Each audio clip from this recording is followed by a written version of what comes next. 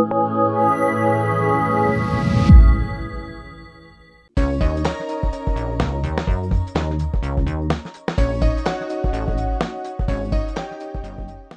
день, уважаемые зрители! Мы продолжаем серию видеосюжетов, подготовленных Международным деловым советом совместно с информационным аналитическим центром «Хабар».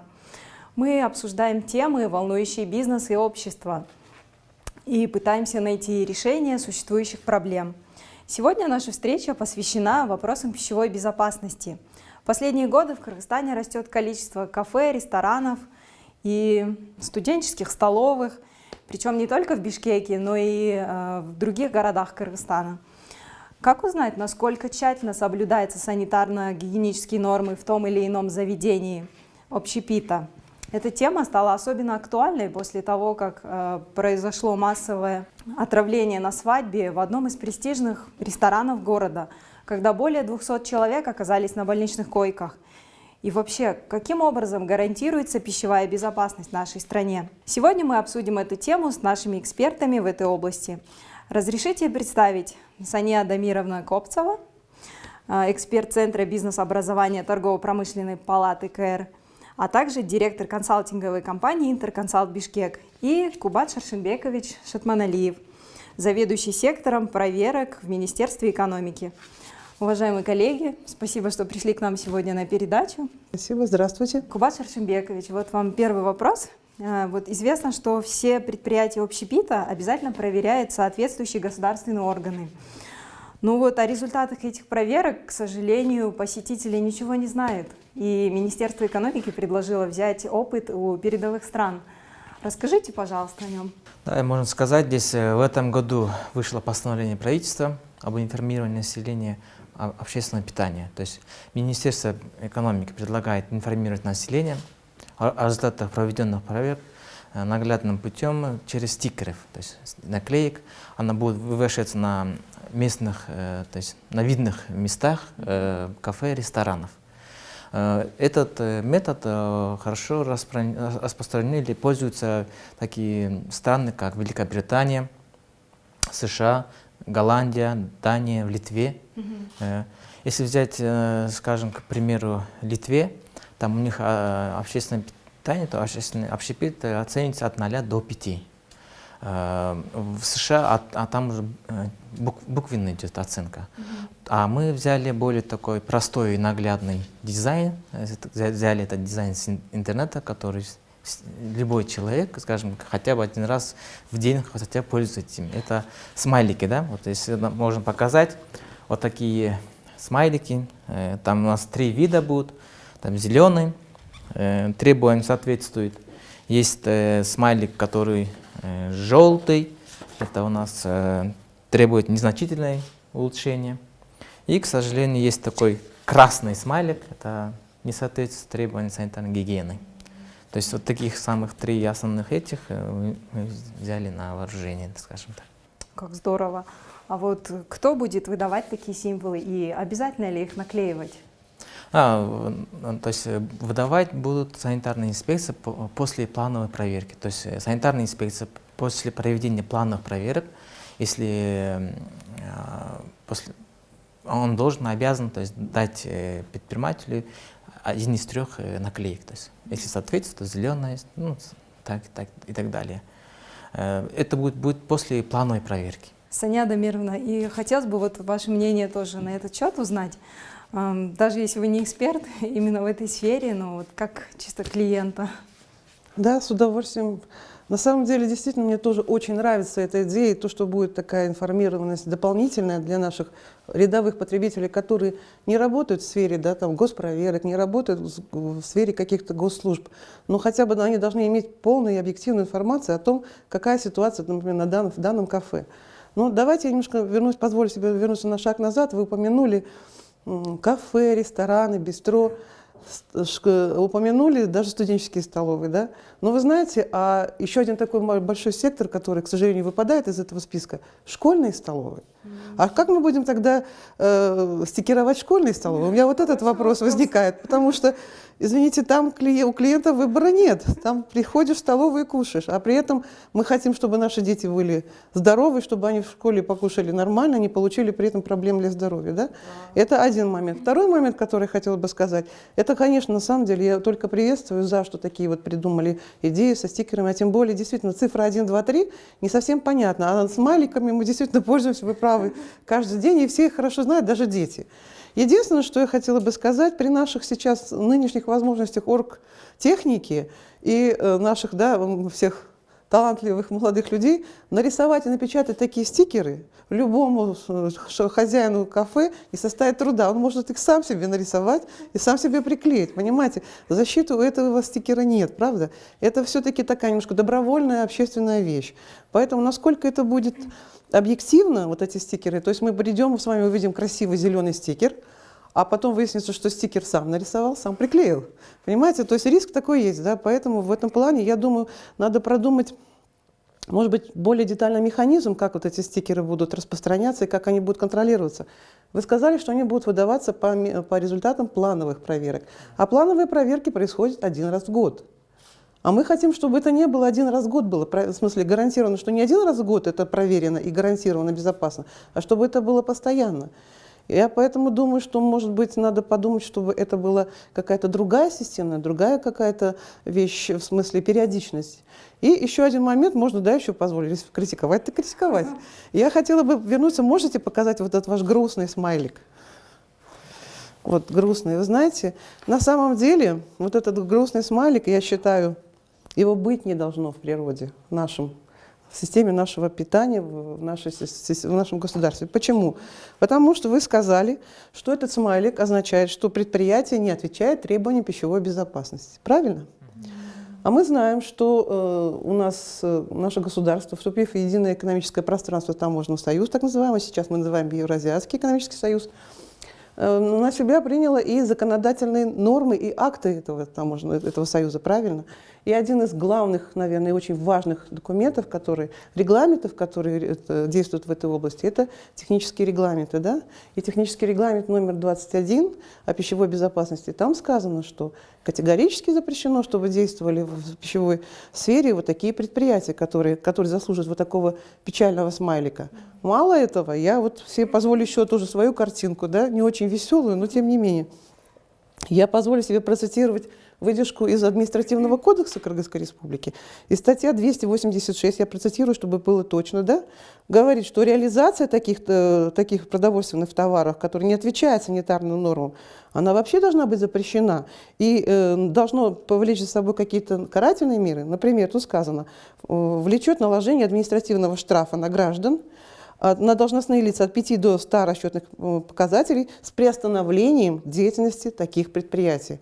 Поэтому я думаю, что если предприятие получило вот такой смайлик, его двери должны быть закрыты. Вот это мое мнение. Я дополню, да, то, что вы сказали, что хотелось бы, вы сказали, что относительно проверок, периодичность. Да. Немножко ошибаетесь, здесь необходимо сказать, что один раз в год это проверяют. У нас есть контролирующие органы, то есть перечень контролирующих органов. У нас сейчас 10. В свое время было 21. То есть Министерство экономики в свое время для улучшения бизнес-среды мы сократили с 21 до 10. И один из контролирующих — это санитарная инспекция. Но у них, в связи с тем, что у них есть периодичность, немножко отличается от остальных. Санитарная инспекция проводит проверки в год 2 раза. То есть, если остальные один раз в год, то санитарная инспекция проводит два раза в год. Да. Хорошо, и дело в том, что, смотрите, есть сложности нарушений, есть вопрос стоит, да. Есть вопрос, как вы там прочитали, есть до закрытия, но есть и вопрос, где есть много нарушений, но она не влечет, скажем, отравлений, чтобы можно вплоть до закрытия. То есть закрытие объекта это уже крайняя мера. То есть уже если она полностью не соответствует, закрывается. Но есть середина, то есть от хорошего до плохого. Да? Есть середина, которая есть нарушение, но можно работать.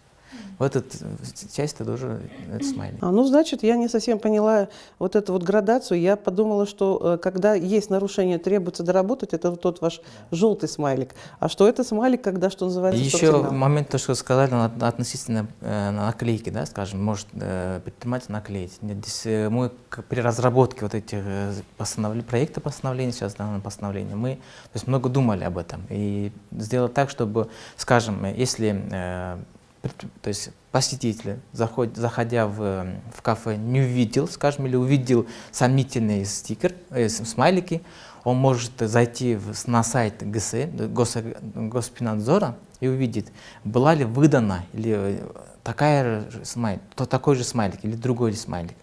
И если она не увидит или увидит, что это другой смайлик, который не соответствует, которому был выдан санитарная инспекция, тогда он может позвонить, скажем, в санитарную инспекцию, которая есть административное наказание за это.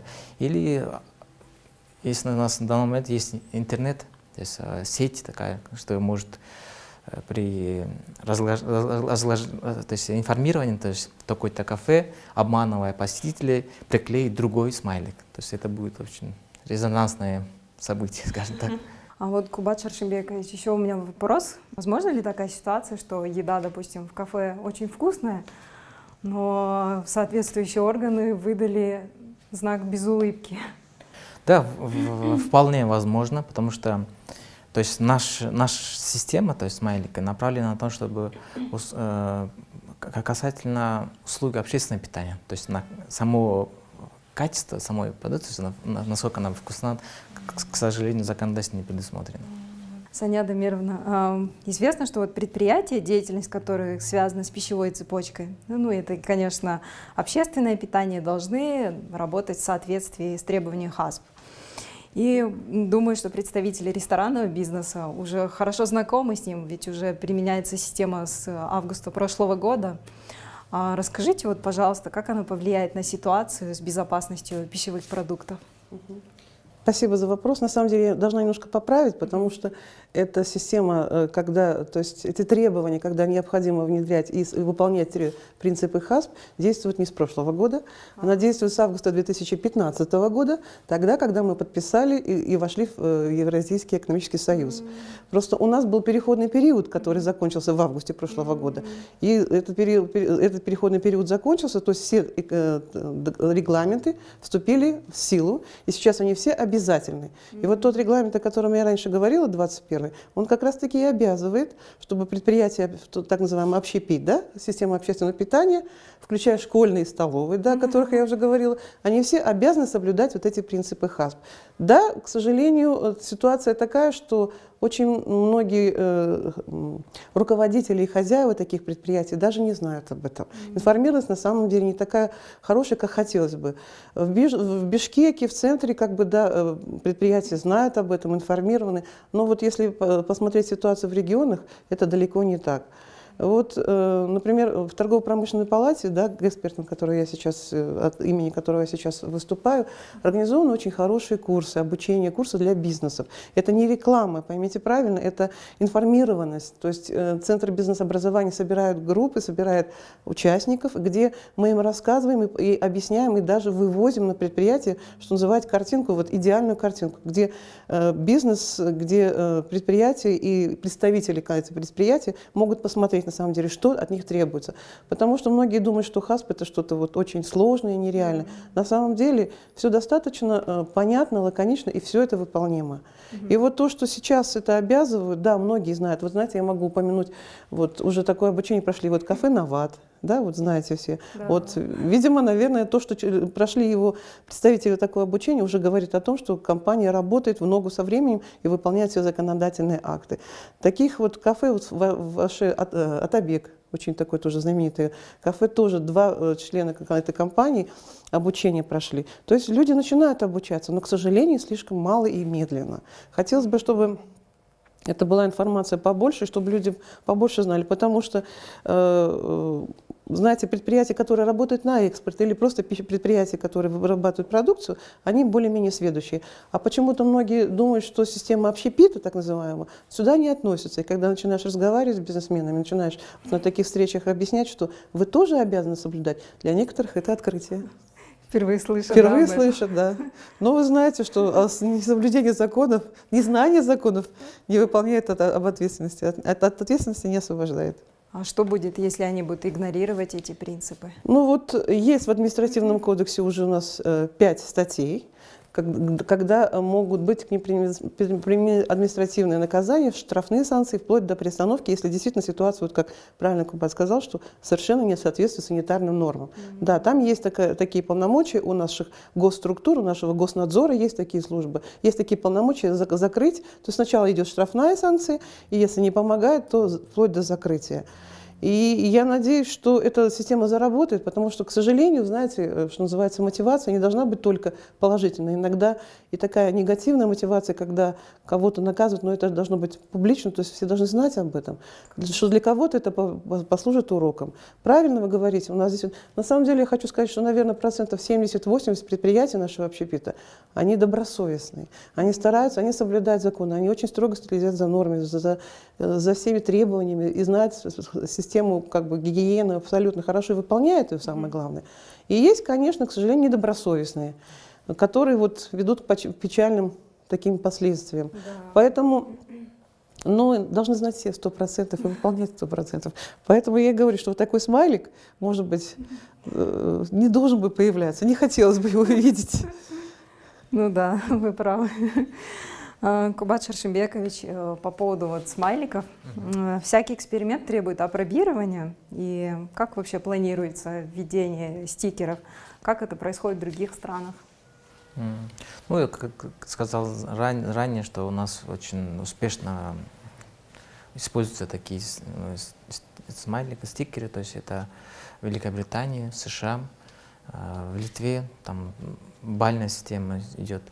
У нас идет то есть, в виде смайлика, который я показал. Здесь необходимо сказать, что представьте такую ситуацию, что, как вы здесь правильно заметили, ситуация, как, например, есть два кафе, рядом который стоит один, который получил смайлик зеленый, который уже соответствует всем требованиям санитарной гигиены, а второй рядом стоящий то есть кафе не соответствует, скажем, или желтый, или там красный.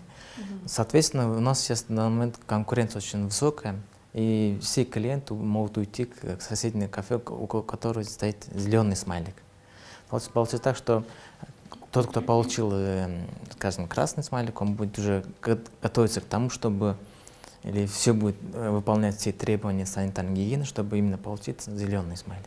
Какие-нибудь, может быть, рекомендации есть вообще для наших зрителей? Какие могут быть рекомендации? Конечно, прежде всего, конечно, я призываю наших зрителей, как потребителей, рядовых потребителей, и все, кто работает в сфере пищевой продукции, те, кто производит продукцию, реализует ее, хранит и возит, они должны прежде всего знать требования. То есть я призываю все-таки понять, что же это за ХАСП, что это за принципы. Это несложная вещь на самом деле. Это не высшая математика, это не слишком сложные какие-то для понимания простого человека вещи. Поэтому, у нас сейчас, вы правильно сказали, интернет практически у каждого с собой в кармане, в телефоне. То есть я очень серьезно призываю вас к тому, чтобы прочитать, что это такое, узнать, что же это такое, и понять, а что стоит за словом ХАСП. Это несложная вещь, поверьте мне. Это, в принципе, достаточно хорошо известные нам вещи. Гигиена, санитария и контроль на производстве. Да? То есть чистота и порядок. Вот что такое ХАСП, если сказать простым бытовым языком. А вот где-то можно подробнее об этом узнать? Ой, Google вам в помощь. На самом деле в интернете информации много, да, просто почитать. И есть, конечно, возможность почитать еще и регламенты технические. Но сразу хочу сказать, это такие достаточно сложные для понимания документы, да, они не для общего, может быть, такого принятия, да, потому что они написаны достаточно таким стандартным языком. А есть очень много популярных информации, да, очень много таких вот роликов, да, в интернете, которые рассказывают, что такое ХАСП. И вот я думаю, может быть, была бы хорошая идея, да, если вместе со смайликами вы в качестве информации показывали картинку общепита, как это должно выглядеть, как должен быть, то есть вот что стоит за таким печальным смайликом, да, какая картинка должна быть, то есть грязь, мухи, да, санитария, запахи какие-то. И что представляет из себя зеленый, да, то есть не только смайлик показать, а и показать картинку, а как это должно выглядеть. Чтобы человек, когда он заходит, видел не только смайлик, а чтобы сам мог сравнить, соответствует ли вот этот смайлик тому, что он видит реально. И это, если такую вы сделаете информацию и визуализацию вот, да, для широкого зрителя, я думаю, вам только буду все благодарны.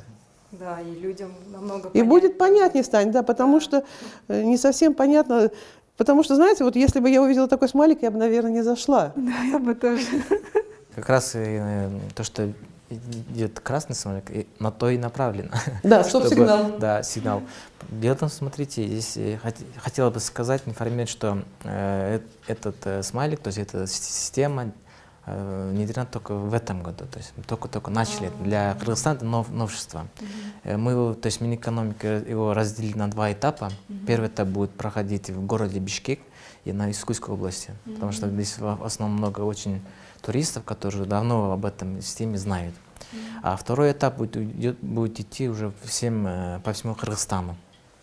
Хотел бы еще обратиться к нашим зрителям, населению, чтобы они активно участвовали именно этих смайликов, потому что в зарубежных странах оно очень распространено, и оценка, то есть контроль за пищевой гигиеной, то есть уже как-то плавно перешло к населению. То есть если вдруг какой-то видно какой-то смайлик, общество начинает уже критиковать этот кафе. Ну и, соответственно, он уже почти может закрыться сам по себе. Или он будет работать в своей части того, чтобы улучшить свое качество и санитарной гигиены. Соответственно, нам лучше будет приходить в кафе уже в чистом виде. Да, а вот когда первый этап начнется? Первый этап уже начнется с 1 апреля, это уже началась с 1 апреля. А второй этап это с 2019 года тоже с 1 апреля. Как интересно. Может быть, у вас тоже есть какие-то рекомендации нашим зрителям? Да, рекомендации хотел сказать, чтобы, вот, как я сказал, уже активно участвовали, заходили, ищите смайлики в кафе, ресторанах. Все, тогда спасибо большое, что пришли к нам сегодня на передачу. Спасибо нашим зрителям, что смотрели с нами.